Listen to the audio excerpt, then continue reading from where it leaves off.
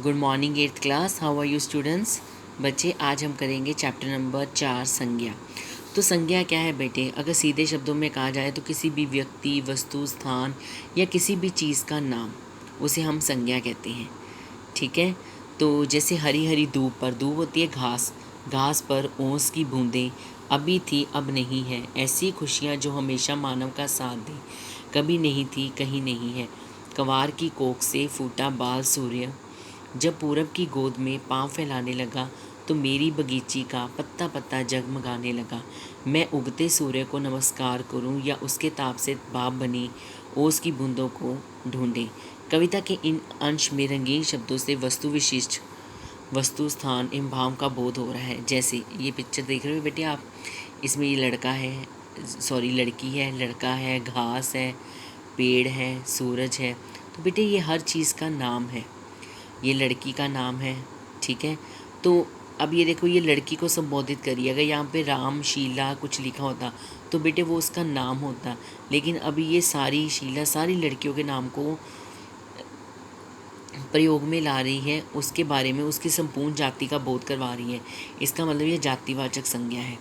यानी कि अगर यहाँ पे लिखा होता बेटे शीला, शैली, सीमा, ऐसे शब्द बोले होते तो बेटे वो होने थे व्यक्तिवाचक संज्ञा, क्योंकि वो किसी का नाम है। लेकिन अगर यहाँ पे हम इसको लड़की बोलें तो लड़की क्या है? जो सारी लड़कियों के नाम को बता रही है, बोध करवा रही है, यानी कि स्त्री सूचक बता रही है उसका। तो ये फिर क्या हो गया? जातिवाचक संज्ञा। जो बेटे पूर्ण जाति के बारे में बताता है वो जातिवाचक संज्ञा है। जो किसी विशेष व्यक्ति, वस्तु आदि स्थान के बारे में बताता है वो व्यक्तिवाचक संज्ञा है। और जो गुण, दोष, भाव, ऐसी चीज़ें जिनको हम फील कर सकते हैं, महसूस कर सकते हैं लेकिन छू नहीं सकते, उसको हम भाववाचक कहते हैं। ठीक है। तो इतना आपको समझ में आ गया होगा। अब यहाँ पे बेटे देखते हैं संज्ञा के कितने भेद हैं। बेटे संज्ञा के 3 भेद हैं, व्यक्तिवाचक संज्ञा, जातिवाचक संज्ञा और भाववाचक संज्ञा। इसके 2 भेद और हैं बेटे, द्रव्यवाचक संज्ञा और समुदायवाचक संज्ञा, लेकिन इनका प्रयोग अब हम कम करते हैं। तो अगर आपसे पूछा जाए तो आपने कहना है संज्ञा के 5 भेद हैं। नेक्स्ट है बेटे व्यक्तिवाचक संज्ञा। व्यक्तिवाचक संज्ञा बेटे क्या है? मैंने आपको बताया बेटे किसी विशेष व्यक्ति या वस्तु या स्थान के बारे में बोध हो। जैसे अभिनव, अभिनव एक लड़के का नाम है। किसान ने गन्ने की फसल काटी, तो गन्ना बेटे एक फल का नाम है, फल की तरह ही होता है ना। तो किसान, ये बेटे किसी विशेष आदमी के बारे में बताया जा रहा है। हैदराबाद एक जगह का नाम है, हिमालय एक पर्वत का नाम है। ठीक है। तो ये बेटे किसी विशेष चीज़ के बारे में बताया जा रहा है। ठीक है। इसी तरह बेटे व्यक्तियों, स्थानों के नाम, वस्तुओं, देशों, महाद्वीपों, नदियों, सागरों के नाम, पुस्तकों के नाम जैसे रामायण, बाइबल, कामयानी, पंचतंत्र आदि, ये सारे बेटे किस में आते हैं? व्यक्तिवाचक संज्ञा में। उसी प्रकार बेटे जातिवाचक संज्ञा मैंने आपको अभी बताया बेटे, जो संपूर्ण जाति के बारे में बताता है। अगर हम बेटे किसी चीज़ का नाम, जैसे मान लीजिए मैंने बोला पक्षी उड़ रहे हैं, तो पक्षी शब्द क्या है? पक्षी जातिवाचक संज्ञा है। कैसे है? मान लीजिए अगर मैं कहती तोता उड़ रहा है, तो तोता आपको पता था एक पक्षी का नाम है, लेकिन अगर पक्षी है तो वो किसके बारे में बता रहा है? यानी कि संपूर्ण पक्षियों के बारे में, उसकी संपूर्ण जाति के बारे में बता रहा है, इसलिए वो क्या हो गया? जातिवाचक संज्ञा। ठीक है। आगे है द्रव्यवाचक संज्ञा। द्रव्य बेटे ऐसे संज्ञाएं जो पदार्थ के रूप में होती हैं। ठीक है। जैसे सोना, चांदी, लोहा, पीतल आदि। उसी तरह समुदायवाचक, ऐसी बेटे जो समूह का बोध करवाती हैं, जैसे इकट्ठ होता है। जैसे सेना, सेना में बेटे एक से ज़्यादा लोग होते हैं। कक्षा, क्लास में जो बच्चे पढ़ते हैं वो भी एक से ज़्यादा होते हैं। भीड़, कभी रास्ते में भीड़ आ जाती है तो वो भी एक से ज़्यादा होती है। तो ऐसे समूह बेटे जो एक से नहीं बल्कि एक से ज़्यादा से बनते हैं, उसे हम समूहवाचक कहते हैं। और बेटे द्रव्यवाचक में ऐसी चीज़ें होती हैं जिनकी गिनती नहीं हो सकती, ये प्रायः एक वचन में होती है। ठीक है। नेक्स्ट आपका है बच्चे भाववाचक। भाववाचक बेटे जिसमें भाव, दशा, अवस्था का बोध कराने वाले शब्दों को भाववाचक संज्ञा कहते हैं। जैसे गोरी को ऊंचाई से डर लगता है। ऊंचाई और डर बेटे दोनों चीज़ें ऐसी हैं जिनको हम फील कर सकते हैं लेकिन बता नहीं सकते। ठीक है। आलस्य, उसमें अलग से कूट कूट के बनाए। मिठास, इस खीर में मिठास बड़ी है। सर्दी, बीमारी, बेटे ये चीज़ें हैं जो महसूस कर सकते हैं। आप बता तो नहीं सकते बीमारी, हाय मेरी बीमारी लंबी है, हाय मेरी बीमारी छोटी है, मेरी बीमारी मोटी है, पतली है। मिठास है, इसमें कौन सी मिठास है, काली मिठास है, चिट्टी मिठास है, कुछ है सफ़ेद मिठास है। हम ये चीज़ें फील कर सकते हैं लेकिन बता नहीं सकते। ऐसी चीज़ों को भाववाचक संज्ञा कहते हैं। ठीक है, उस प्रकार बेटे आगे आपका आता है। अभी बेटे कुछ आपको दी हुई है संज्ञाएं जो बेटे भाववाचक से सारी बताई हैं। बेटे ये सारी लर्न करनी है आपने फर्स्ट टर्म के लिए।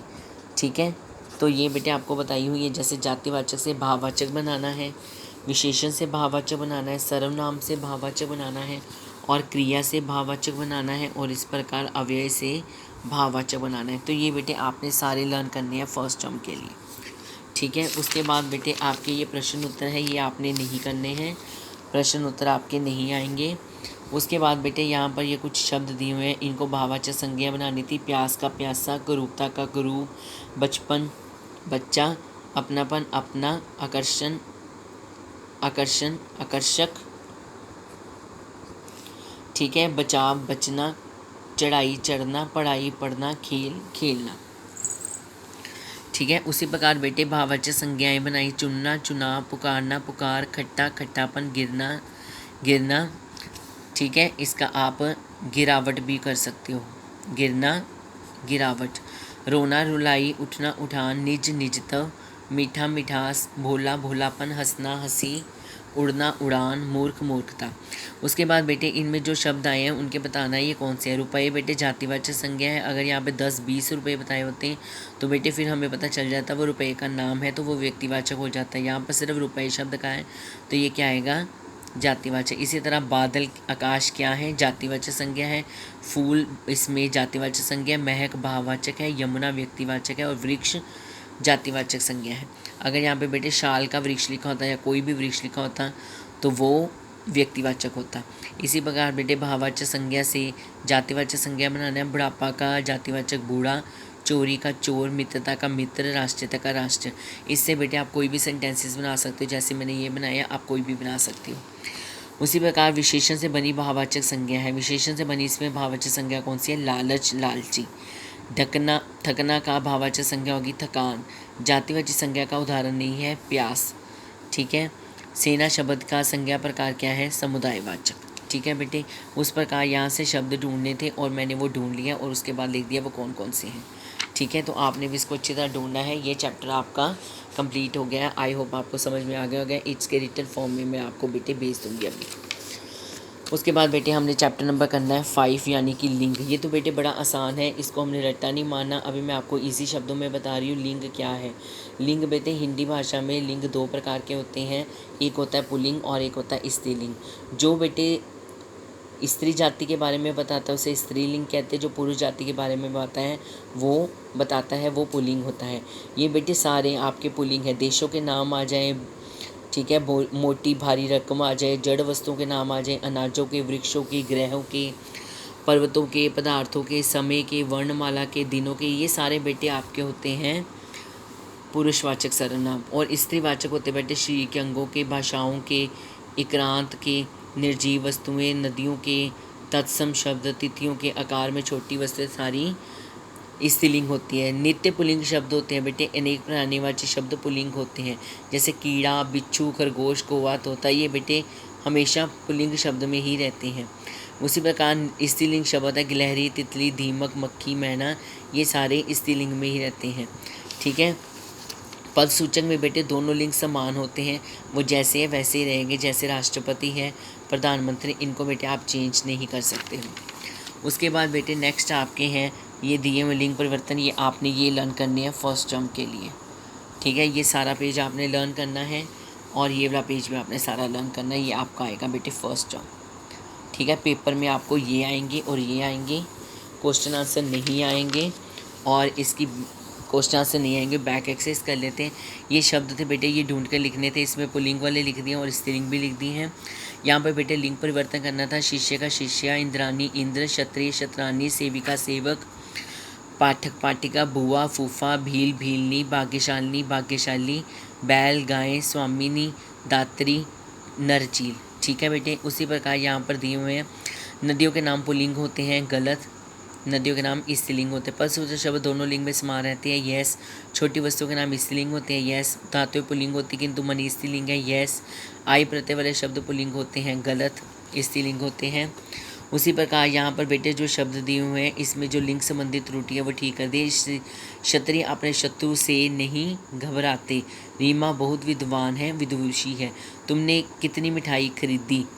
हाथी बहुत बलवान है, हाथ से घड़ा छूट गया।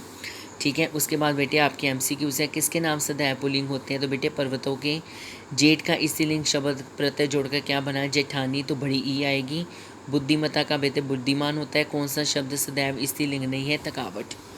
ठीक है। तो यहाँ पर बेटे आपके ये सॉल्व करने वाले थे, मैंने सॉल्व कर दिए इसके अकॉर्डिंग। तपस्विनी का पुल्लिंग होता है तपस्वी। वह स्त्री जिसमें वीरता हो, वीरांगना। नाग का नागिन। नदी का नाम यहाँ पर दिया हुआ बेटे नर्मदा। दासी का पुल्लिंग दास। हेमा मेरी सगी बुआ है, सगा। गीत गाने वाली स्त्री लड़की, गायिका। एक बर्तन जिसका स्त्रीलिंग ई जोड़ने से बनता हो उसको बोलेंगे बेटे गायिका। फिर एक बर्तन जिसका स्त्रीलिंग ई जोड़ने से बनता हो, कटोरी। उसके बाद राजा की पत्नी, रानी। उसके बाद एक नाम जो पुल्लिंग है वो है बेटे नीला।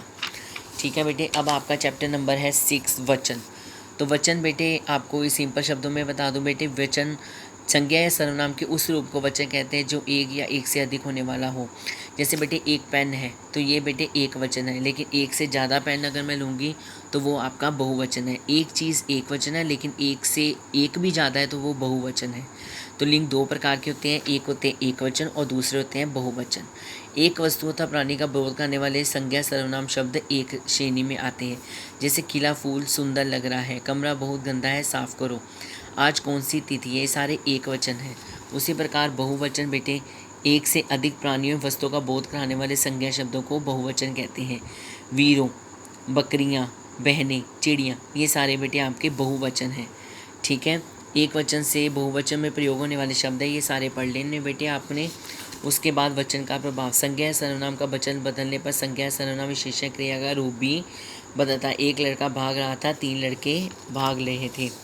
ठीक है। उसी प्रकार वे मेरा भाई है, वे दोनों मेरे भाई हैं।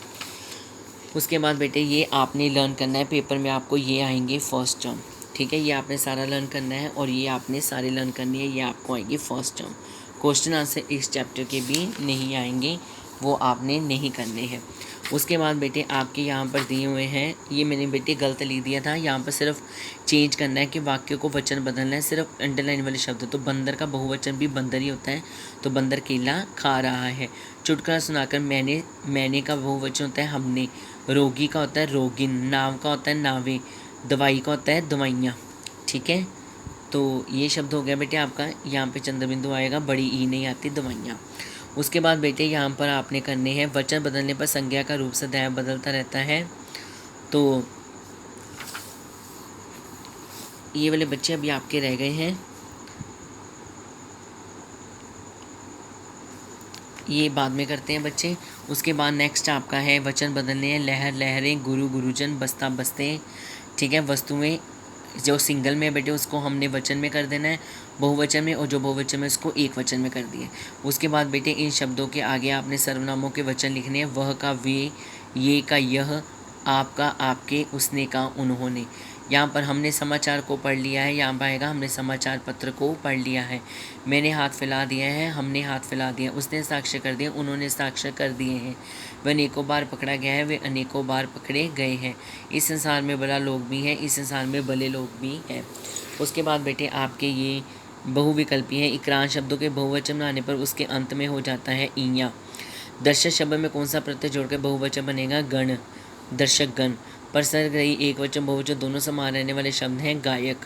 किस शब्द का वचन परिवर्तन ठीक नहीं हुआ है, दवाइयाँ। यहाँ पे बड़ी ई नहीं आनी थी, छोटी आनी थी।